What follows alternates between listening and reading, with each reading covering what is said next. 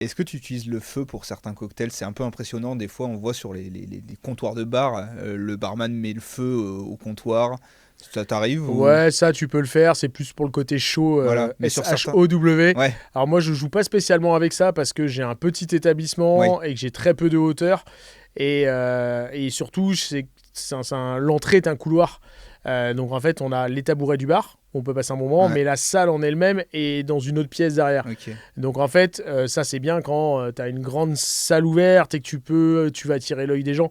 Mais par contre, nous on joue avec le feu plus avec nos cocktails. Mais c'est ça ce que je voulais te dire, c'est parce que pour le show, oui, ça c'est impressionnant, Ouais, mais tout à est-ce fait. que ça apporte quelque chose au goût de jouer avec le feu ou pas du tout? Alors, le goût, pas forcément, même si en flambant un alcool, Mmh. tu vas garder le goût et tu vas enlever l'alcool, donc ça peut être intéressant. Comme flamber une crêpe, les crêpes Mmh. Suzette par Ouais, c'est exemple, ça. tu le flambes avec du Grand Marnier, on revient dessus, bah, tu vas garder les arômes d'orange et le légèrement alcoolisé, mais tu vas enlever quand même beaucoup d'alcool.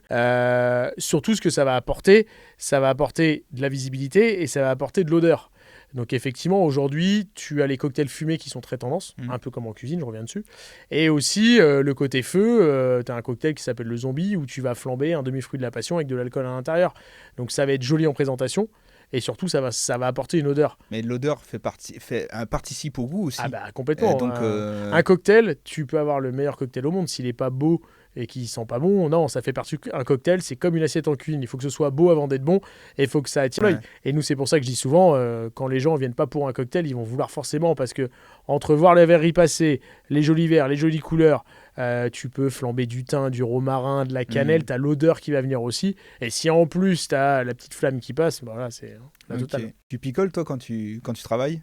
Non, Ou pas derrière le bar. pas derrière le bar? Après, enfin, Ça t'est déjà oui, arrivé, non, mais ça m'est déjà arrivé, c'est sûr. Après, c'est pas conseillé. l'âge faisant et l'expérience faisant, tu le fais quand même de moins en moins.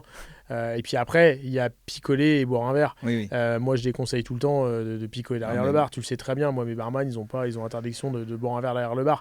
Après, on est dans un métier de convivialité. Moi, c'est ce que je dis toujours. partager. Il y a un client qui t'offre un verre, sauf si vraiment le client est relou. Ça arrive, hein, malheureusement. Très peu au Ouais. centeuil, heureusement. Oui. Je touche du bois. Tu refuses pas un verre. Mais par contre, il n'y a rien qui t'oblige à boire de l'alcool. Ouais, c'est ça, ouais. Donc tu peux très bien, on en revient au mot que j'adore, c'est la convivialité.